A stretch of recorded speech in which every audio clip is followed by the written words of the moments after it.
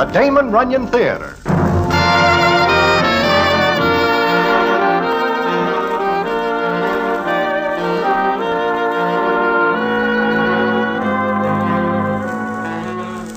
Once again, the Damon Runyon Theater brings you another story by the master storyteller, Damon Runyon.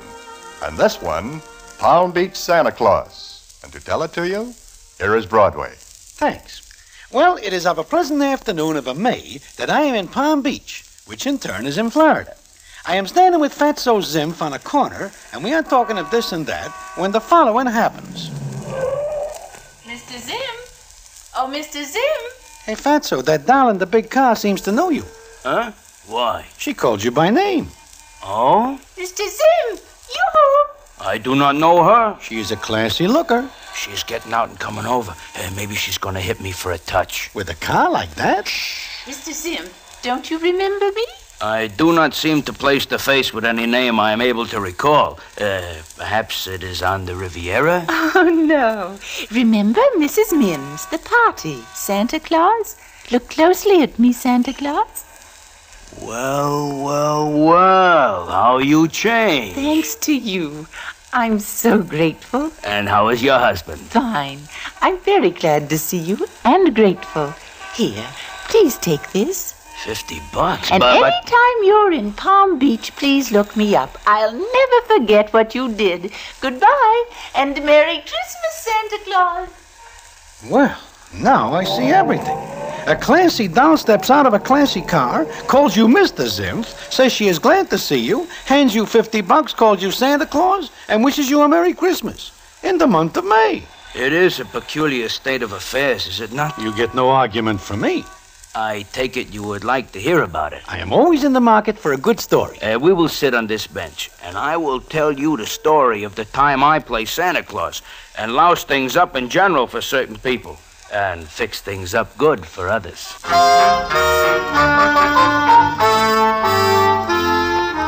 Now, the story Fatso Zimph relates is quite a one indeed, and I am very curious about it because I never see any doll glad to see Fatso. Not that he is a bad guy, but he is not the romantic type, being maybe about 275 pounds, with a big round face with so many folds in it, one looks 5 or 6 times to catch sight of an eye, or a mouth. Anyway, what the story is, I will tell you in a minute.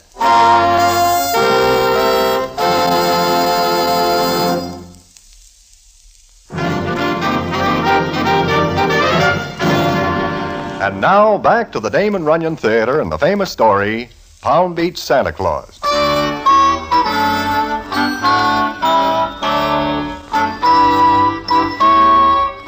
Like I say, Fatso Zimph starts to tell me a story.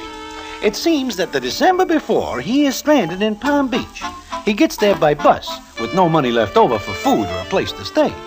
So he is standing on a street corner, thinking of getting a few dimes together one way or another without working for him, when the scene is as follows. You there. You, fat man. You speak to me, lady? Come here a moment. Why? If I do that, I will have to move. Are you out of work? If you mean do I take it easy, yes. Come over here. I don't want to keep yelling. There is a remedy for that, lady. Close your mouth. Would you like to make $100? Oh, that is the way you should open every discussion. It changes the complexion of things.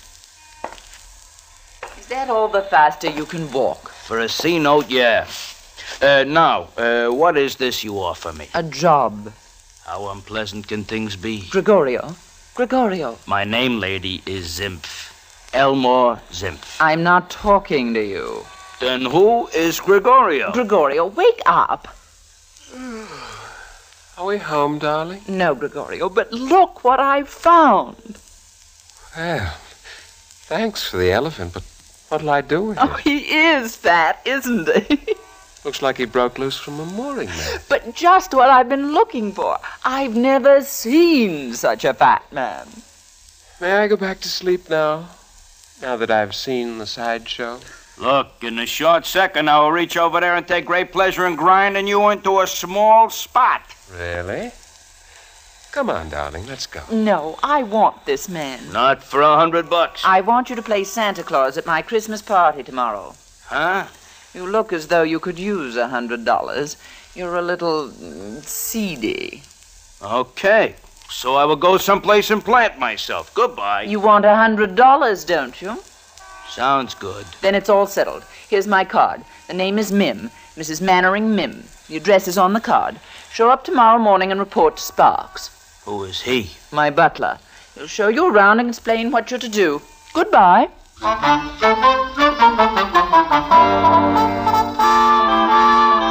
Mrs. Mim is what you might call a social figure here in Palm Beach. From what I see, the figure leaves something to be desired. I didn't mean it that way, Mr. Fatso. I meant she's a social arbiter, so to speak. So to speak, huh? So to speak, how? I beg your pardon. What is this, arbiter? Oh. Well, Mrs. Mim is very powerful because of her immense wealth and position. When she gives a party, people come to it. I see. Now, who is this Gregorio I meet yesterday? Well, he claims to be the scion of an old European family. I think it's a phony. He calls himself Count Gregorio. Oh? Well, he almost gets a count of 10 yesterday. He is Mrs. Mim's boyfriend, huh? Oh, dear, no. Johnny Ralph is Mrs. Mim's fiancé. Who is Johnny Ralph? Well, he was engaged to Miss Betty Lou Clayton, a very sweet girl, if I may say so. You may. But if Gregorio is not Mrs. Mim's patootie and Johnny Ralph is, what is Gregorio doing with Mrs. Mim? He's a house guest here for 8 months now. Oh, I see. You know, it seems I see his face before someplace. Oh, he claims to have been all over the world. Oh, if he is a count, why does he not speak with an accent? He slings the old king stuff around as good like I do. Oh, yes. Yes, of course. Of course. Well, Sparks, the old guy, I think I will case the joint. I beg your pardon. Give this pile the eye. I don't quite understand, Mr. Fatso. I'm going to give Mrs. Mim's layout the O.O. Oh? Oh, what? I am going to look around, so to speak.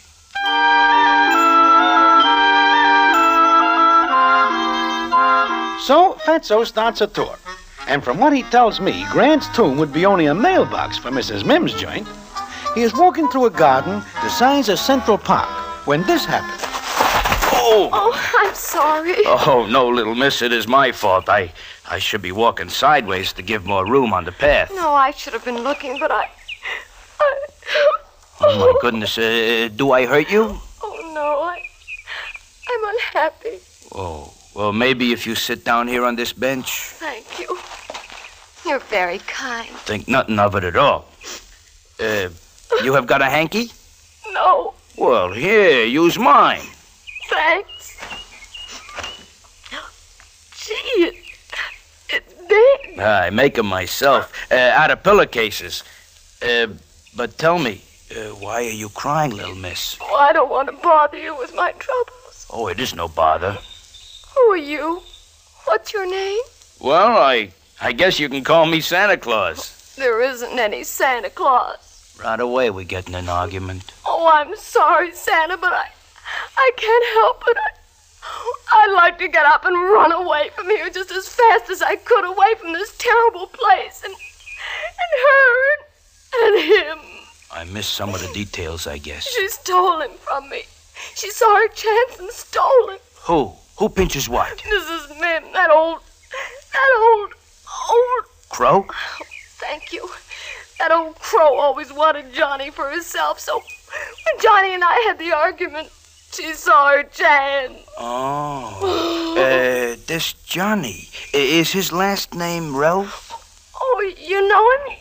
You know Johnny? Well, only from what I hear. And judging from that, this Johnny Ralph seems to me to be a soft-boiled egg. Oh, he's not. He's wonderful. Well, things change, I guess. He's so proud and so stubborn. So? We had a fight. I should have given in, but I'm proud, too, and it was important. To break up what is known as a romance, it must be. He wanted to go swimming, and I wanted to go dancing. My, what an important thing. One word led to another until finally we weren't speaking. No, he's gonna marry Mrs. Mim, and I have to marry Gregorio. What? A nice little chick like you has got to marry that bleached oyster? It's my mother. She thinks a title in the family would be wonderful. Look, why do you not go up to this Johnny Ralph and say, Johnny, we will go dancing? He wanted to go swimming. Okay. But from the way these dolls dress down here, you could have do one or the other without changing a stitch. Well, that is not here any place. Why do you not speak to him? And give up my pride? I should say not. For all I care, he can marry Mrs. Mim, the old crow. Marry her and stay in this mausoleum for the rest of his life. I'll marry Gregorio and be happy. I see what you mean. Well, little miss, if you will not speak to Johnny and he will not speak to you, that is what we call a dead heat. Nobody gets a winner. Johnny and Mrs. Crow are going to be married next week, and I'll never see him again. She'll keep him locked up here. Oh, why was I ever born? I will ask your mother and father. Huh? Nothing. But you have got a whole week. No, I haven't. My mother and father are taking me away after the party tonight. I see. Well, as they say in books, there is many a slip between here and there. Who knows? Maybe something will slip in your direction.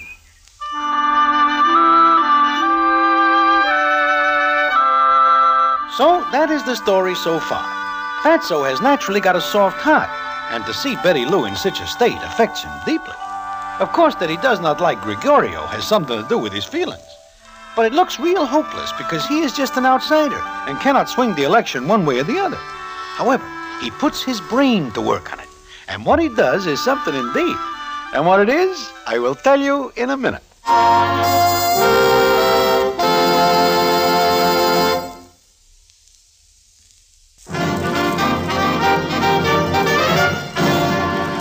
And now, back to the Damon Runyon Theater and the famous story, Palm Beach Santa Claus. Like he tells me, Fatso learns that Betty Lou loves Johnny Ralph, but Johnny is snagged by Mrs. Mim, and Betty Lou's mother wishes her to marry Gregorio. It is a fine state of affairs, but Fatso wishes to fix it up. So the morning goes by, and it comes up afternoon, and Fatso is weary indeed from using his brain so much and coming out to nothing at all. Then Mrs. Mim catches him, and the scene is as follows. Oh, there you are. I've been looking for you. I am not hard to locate once I am in the light. You know what you're supposed to do this evening? I put on a red suit, paste some phony seaweed on my chin, and make like Santa Claus. For this, I collect a C-note. There's something very important you must know. The presents will be on this table. My guests bring their gifts for their friends, their wives, and so forth. They'll be put here. All you'll have to do is... by the way, can you read? Try me on a racing form. The cards will be plainly marked. All you have to do is call off the names, and the recipients will... The who? The recipients. A minute ago, you say guests. Will you please listen? Okay. What happens? The guests will come up when their names are called.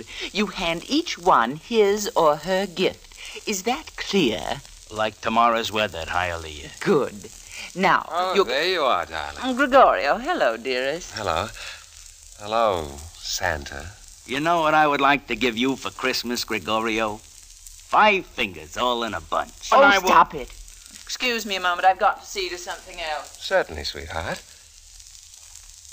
Well, what are you staring at? Your face. I seen it someplace before. Only then it has got no mustache. You're crazy. You know, Gregorio, there is nothing I would like better than to gum things up for you.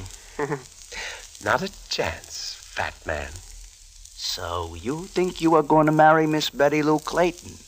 Who told you that? Oh, I get around. You know, you will have a soft spot if you marry her. From what I hear, her papa is leafy with lettuce, dough. So what of it? I tell you right now, Greggy, if there is anything I can do to put you on the outside rail and running slow, I will do so. And let me tell you something, blimp. You try one funny act and I'll have you tossed in the clink so fast you'll be there 10 days before you realize it. So? So, Mrs. Mim packed some weight down here, and she likes me. There is no accounting for taste, so to speak.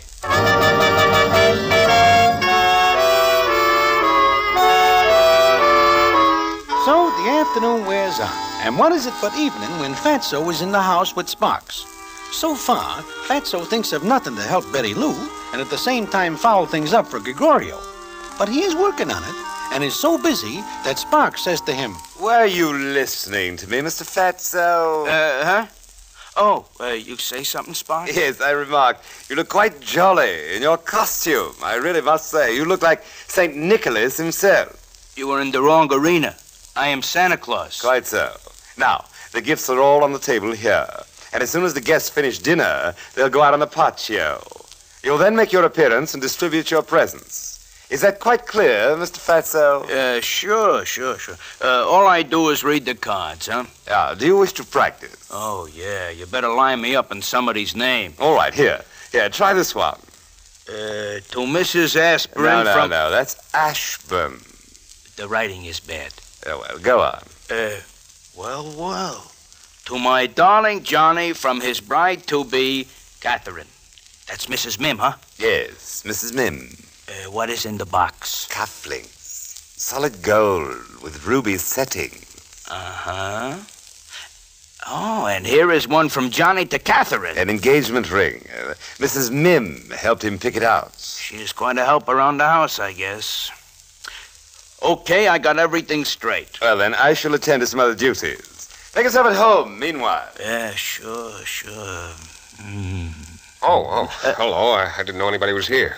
Nobody but us Santa Clauses. So I am not funny, but neither am I a heist. I'm sorry. I guess I'm feeling rotten. Oh, you are sick? Yeah, I guess you can call it that. Lots of presents, huh? Plenty. To Betty Lou from her adoring Gregorio. Adoring. Like that phony nickel, I take it you do not like Gregorio. Would you like the guy who's going to marry the girl you love?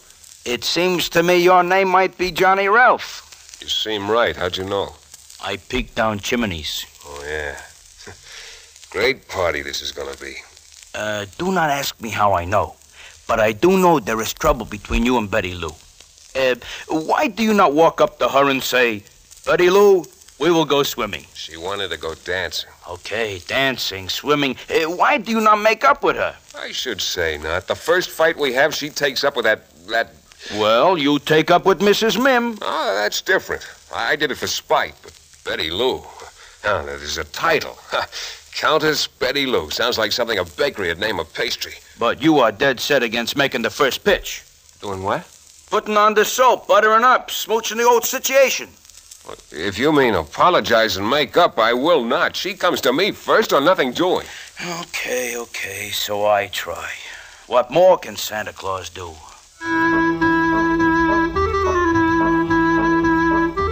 So that is a dead end for Fatso and Love's young dream. It looks like things are not going to happen so good for anybody. Then it is just after the guests finish dinner. They are on the patio, and Sparks has given Fatso some last-minute instructions. Now remember, Mr. Fatso, call the names and let the guests come up to the table. You understand? So to speak, yes. Good. Now there's, Oh, they're here again. Who? Mr. and Mrs. Brokaw. So? They crashed the joint? They depress me. Where are they? And why do they do what you said to you? Over there, under the tree by the pool. They look like they are at a funeral. They always look that way. You say Mr. and Mrs.? Yes. He is a lot older than she is. And insanely jealous. If anyone so much as looks at her, he goes into a rage. They say he carries a gun in case. Is that so? Uh-huh. Well. They never give each other anything, you know. Mr. Brokaw doesn't believe in Christmas. Not even in Santa Claus? Yeah, not even in you. Well, now I... All right, everyone, get ready for the entrance of dear old Santa Claus. Oh, that's you, Mr. Fatso. Come on, everyone, let's sing while the jolly old saint comes in. Everyone. He's a jolly good fellow. Come along, Santa. I'm sure you have something for each of us. Oh, here I come, jolly old Santa Claus. I come from the North Pole. Drinks on the house. Shut Shut up, you old fool. Yes, sirree. If you are all good little boys and girls, I will tell you what is good in the fifth tomorrow. For goodness sakes, be quiet and just give out the presents. And what do we have here if not presents? Well. Odds are 6 to 5. These are presents.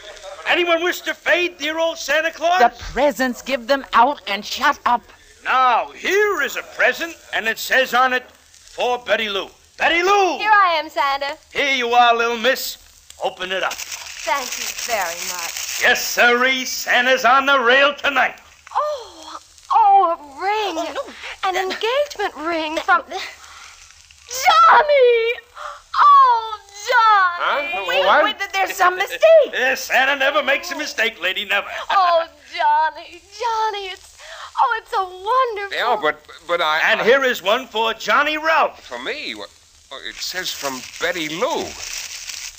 Betty Lou, the cufflinks I wanted. Why... Cufflinks for me? It's been a horrible mistake. Oh, Betty, darling. Oh, Johnny, I love you so. And this ring... What are they doing? Why, they are dancing. But they're not moving. It is hard without music, but they are doing it. You get away from there, you old fool. Get away. Sparks, get this man out of here. Gregorio, somebody. This is all a horrible mistake. Oh, speaking of Gregorio, here is one from Gregorio to Mrs. Brokaw. From her adoring Gregorio, it says here. What? What did you say? Oh, you are Gregorio? Hi, Mr. Brokaw. Let me see that package. Adoring Gregorio. I'll adore him. Where is he? I'll kill him. Please, I'll don't kill him. Where is he? Please, Mr. Brokaw, there's a terrible error. There he is. I'll murder him. Please, everyone, it's all right. This is a new game. Please, sit down. My, look how fast Gregorio runs. I'll kill you. Now, Mrs. Mim, I only do what Santa Claus would do. A knife. Somebody hand me a knife. Good night, everybody, and Merry Christmas. Stop, I want to kill you. You Stop. owe me $100 for this night's work. Stop and I'll give it to you. On second thought, I will pass it up. Oh, now, Mrs. Mim, I do got not you kick me now. while I'm stuck in the doorway. You bungling, stupid fool. Oh, what you've done to me. Disgraced me. This'll be in all the papers. You. Ooh, you are not supposed to kick Santa Claus. Take that. And that.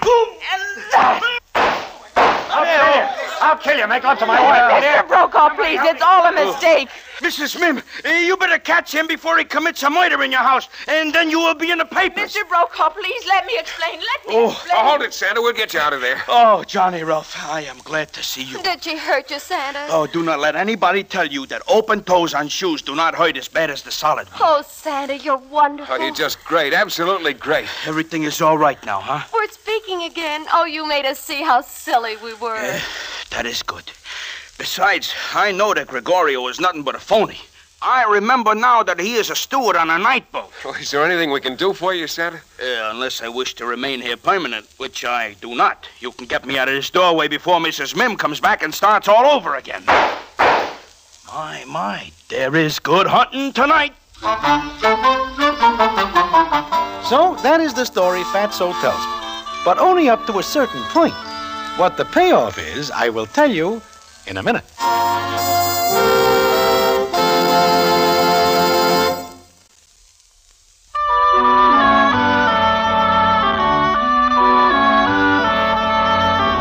Well, like I say, Fatso tells me the story of when he plays Santa Claus. I think about it for a minute, and he says... So that is why the doll calls me Santa Claus, Broadway. That is also why she slips me $50. I see. But tell me, Fatso, do you read the names wrong on the presents? Oh, no, I just do a little changing while I am giving them out. It's very smart of me, is it not? Well, what happens with Mrs. Mim? Oh, she goes into hiding for a long time. It seems the papers get hold of the story and have a good time with it. Also, Gregorio takes a quick trip away. Then Mr. Brokaw does not shoot him.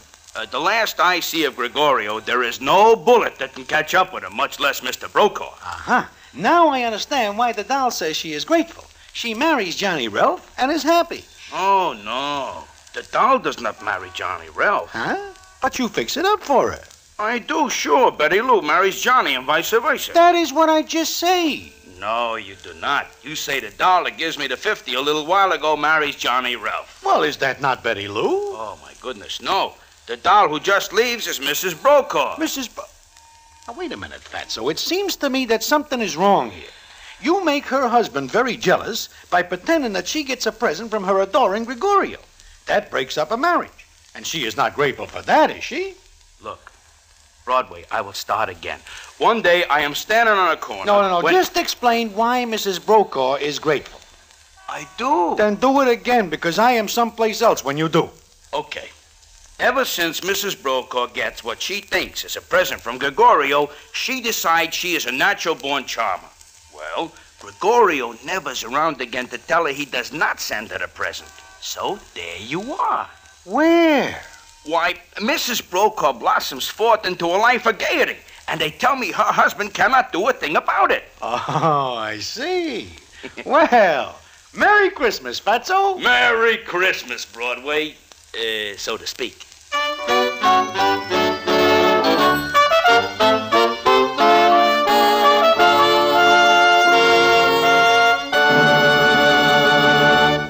And so ends the famous Damon Runyon story, Palm Beach Santa Claus. Listen in again next week for the Damon Runyon Theater.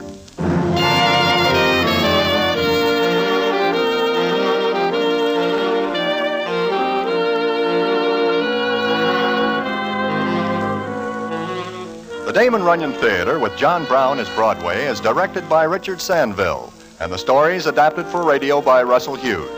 Vern Karstensen is in charge of production. This is a Mayfair production.